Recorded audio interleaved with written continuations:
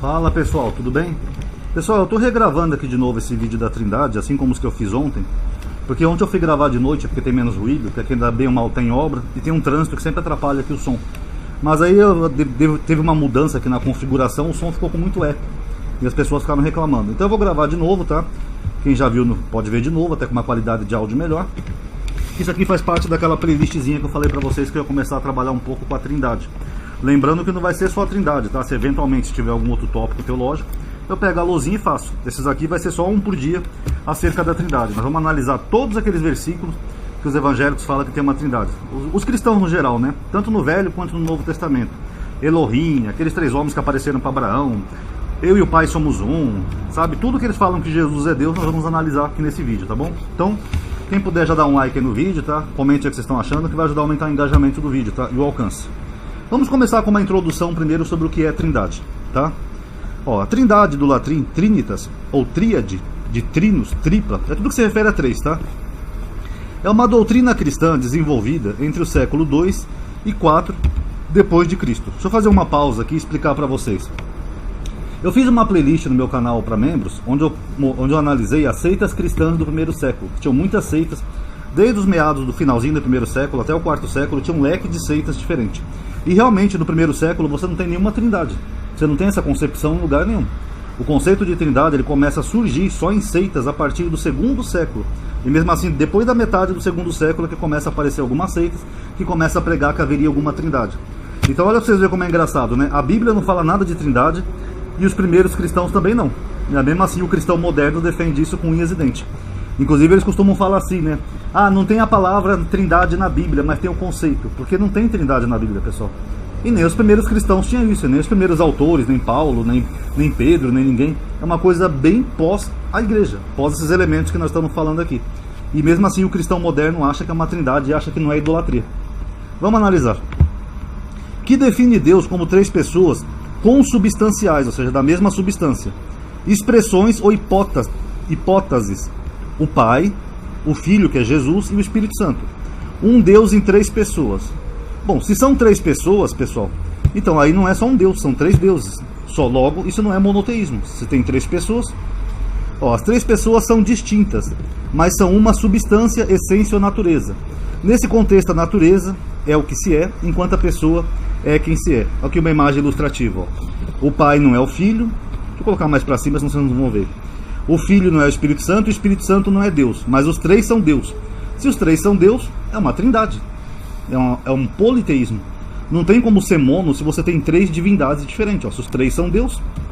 De acordo com a doutrina central da maioria das religiões cristãs, existe apenas um Deus em 3 pessoas.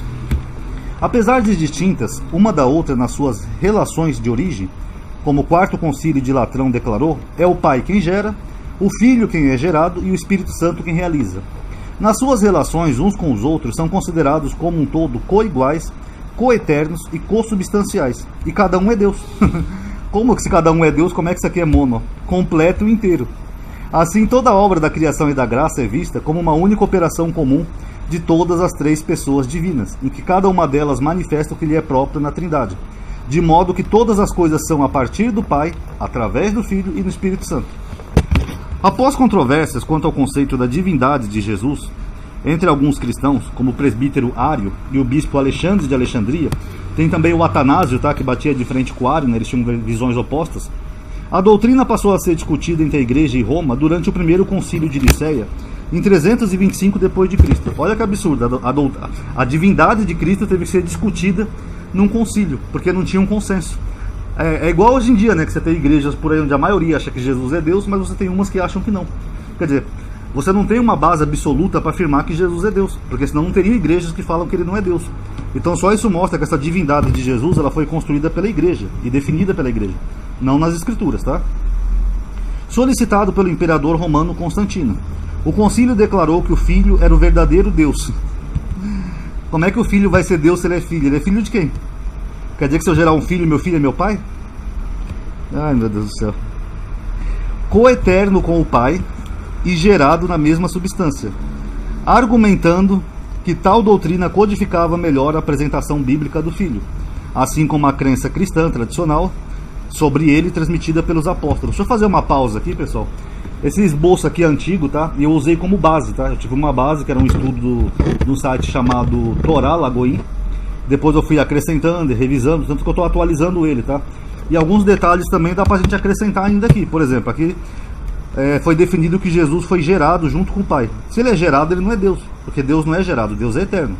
Agora, segundo a Bíblia, ele foi gerado. Está lá no batismo dele. Tu és meu filho, hoje eu te gerei. Paulo em Romanos fala que Cristo foi gerado filho de Deus, pós a ressurreição. Então, se ele foi gerado em algum momento, ele não é eterno, nem coeterno com o Pai. Isso aí não tem como. Essa crença foi expressa pelos bispos no Credo de Niceia, que formou a base do que é conhecido atualmente como Credo Niceno-Constantinopolitano. Em Niceia, as questões relativas ao Espírito Santo foram deixadas em grande... Esse mouse aqui é ruim de usar, pessoal. Ele sempre sobe demais ou desce demais. Perdão. Em grande parte sem solução, como é até hoje. E assim permaneceram pelo menos até que o relacionamento entre o pai e o filho ter sido resolvido por volta do ano 362. Assim, a doutrina em uma forma mais completa foi formulada no Concílio de Constantinopla em 360. E uma forma final foi formulada em 381, primariamente trabalhada pelo Gregório de Nissa. A doutrina não atingiu sua forma definitiva até o final do IV século. Durante o período, várias soluções tentativas foram propostas, algumas mais, outras menos satisfatórias. O trinitarismo contrasta com as posições antitrinitárias, que inclui o binitarianismo, que seria mais coerente, uma deidade em duas pessoas. Por que é mais coerente? Porque se Deus é Deus e o Filho também fosse Deus por ser filho de Deus, apesar de não ser, né? E filho de Deus não significa que seja Deus, mas vamos supor que os cristãos considerassem Jesus como Deus. E por que eles colocaram 3 pessoas? Por que não colocaram só 2? Aí fica meio que estranho, né, pessoal? Tinha que ser 3 por quê? Só para se assemelhar com as trindades das outras religiões pagãs? É por isso que eu falo, o cristianismo não combateu o paganismo, ele absorveu para si e adaptou. Com o unitarismo é uma deidade e uma pessoa. Eles falam que Jesus é o próprio Deus em pessoa, então não tem 2 pessoas. Análogo à interpretação judaica do Shema e à crença muçulmana do Tawhid. E com o pentecostalismo unitarista ou sabelianismo, uma deidade manifestada em 3 aspectos separados.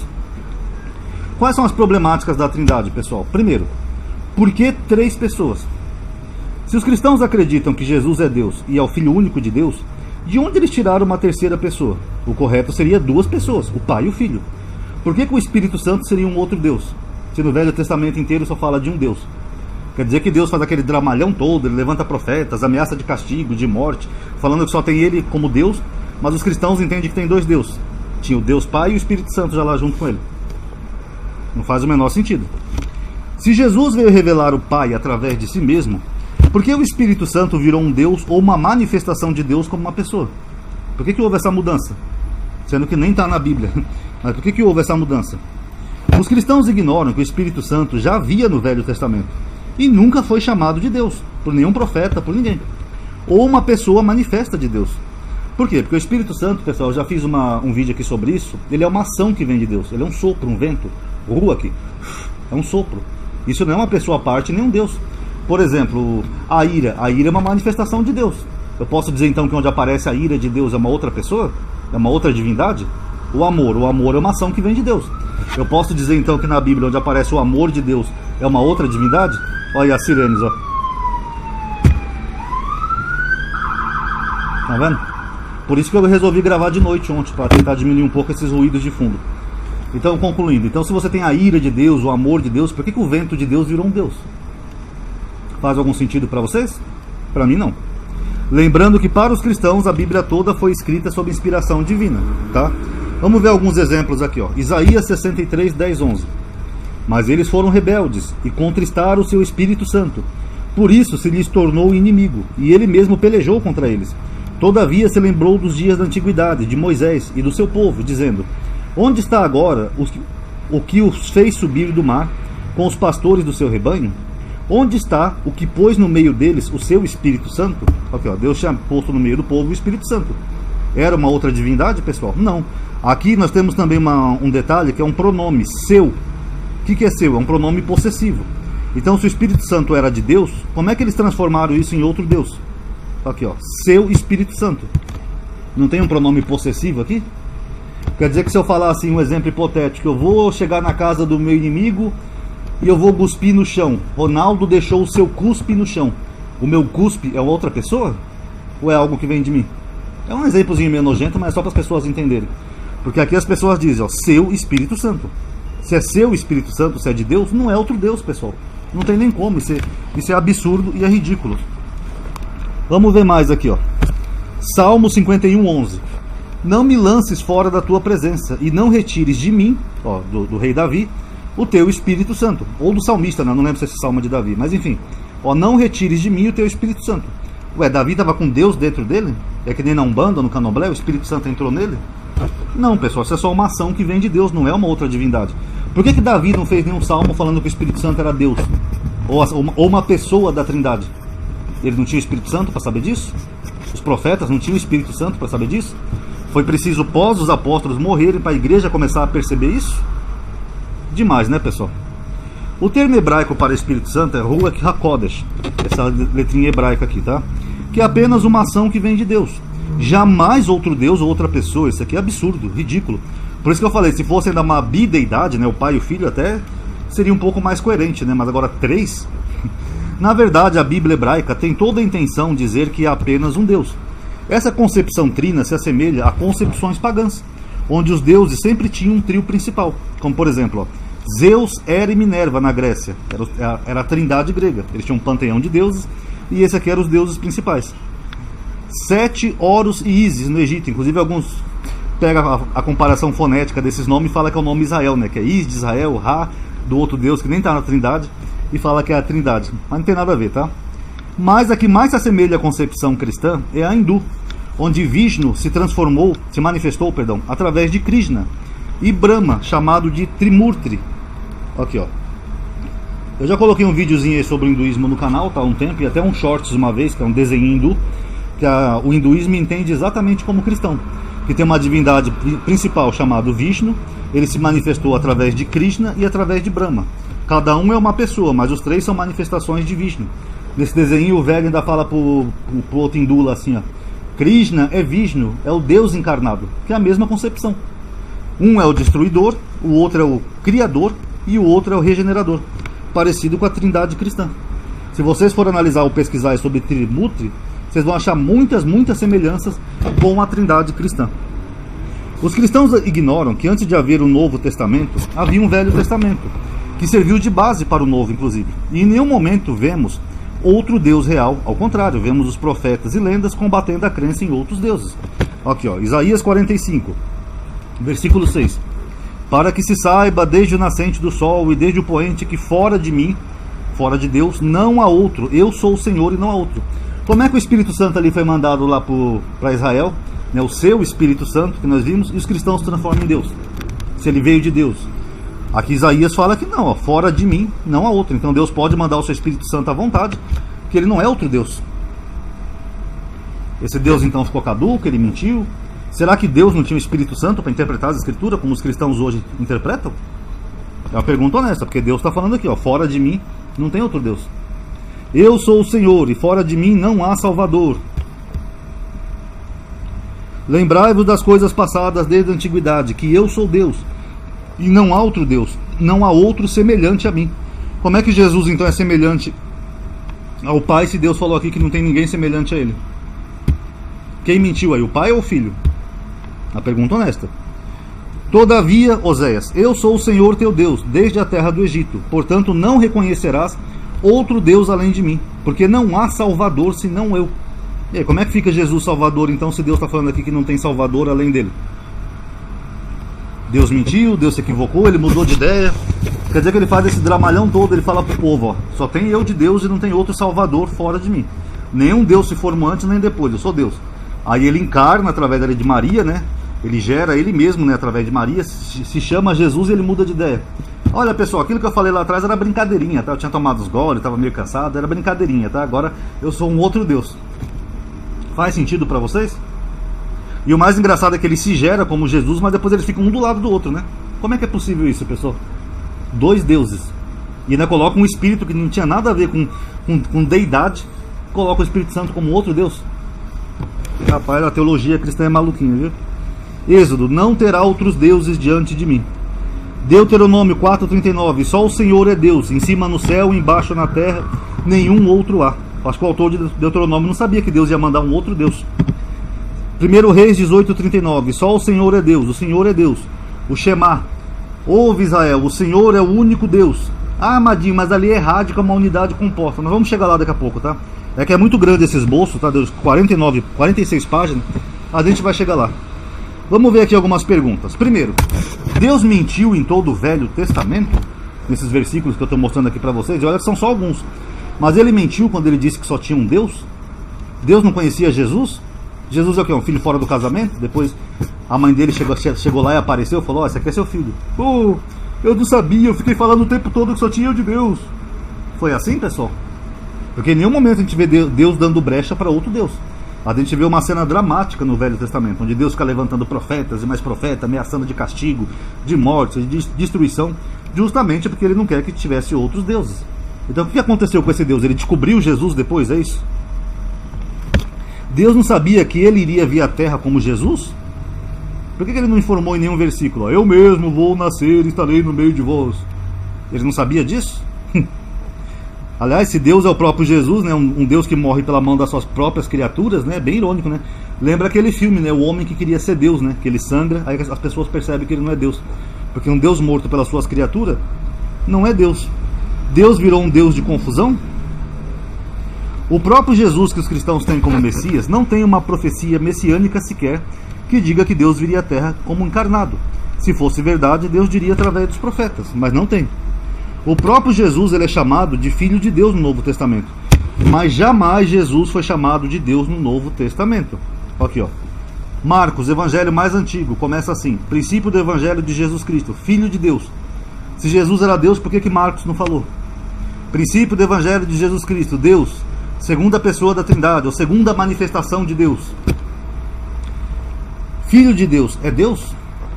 Porque Filho de Deus é uma expressão que é chamada e usada comumente na Bíblia. Tanto que o próprio Jesus fala no Sermão da Montanha: bem-aventurados os pacificadores, porque eles serão chamados filhos de Deus. Filho de Deus é um Deus? Devia até colocar aqui. Deixa eu ver se eu acho aqui rapidinho. Deus.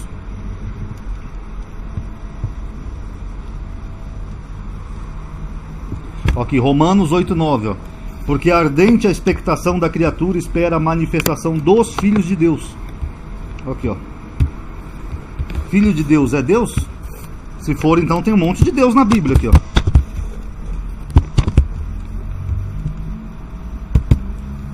Estranho, eu copiei aqui, não foi, pessoal. É por isso que eu estou atualizando esse e-book, entendeu? Para colocar essas questões aqui, ó. E aqui está no plural, ó. Filhos de Deus. Então esses filhos de Deus são deuses? João, ele fala que nisso conhecemos os filhos do diabo e os filhos de Deus. Aqui, ó, filhos de Deus.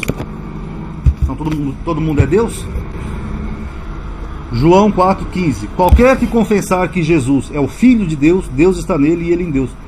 Por que João não colocou aqui para confessar Jesus como Deus? Ou segunda pessoa da Trindade? Ó, ele colocou: qualquer que confessar que Jesus é o Filho de Deus, não Deus. É a mesma coisa, pessoal?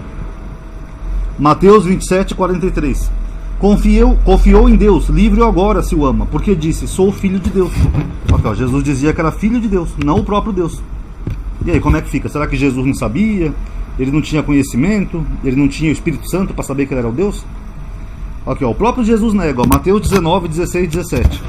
Eis que aproximando-se dele um jovem, disse-lhe: bom mestre, que bom farei para conseguir a vida eterna? E ele disse: por que me chama bom? Não há bom senão um só, uma unidade, um só, que é Deus. Se queres, porém, entrar na vida, guarde os mandamentos. Por que Jesus falou assim para o jovem? Só tem um que é bom, que é Deus. Ele não era Deus? Ele não sabia que ele era Deus, ou a segunda pessoa da Trindade? Ele podia falar: não, beleza, eu também sou bom porque eu sou Deus. Vou responder sua pergunta.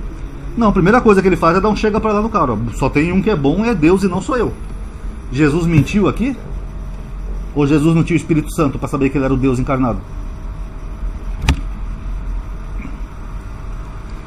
Bom, esse aqui é o último versículo que eu vou analisar, aí depois eu vou partir para outro vídeo, tá? Eu vou fazer uma divisão diferente do outro por causa do título, tá?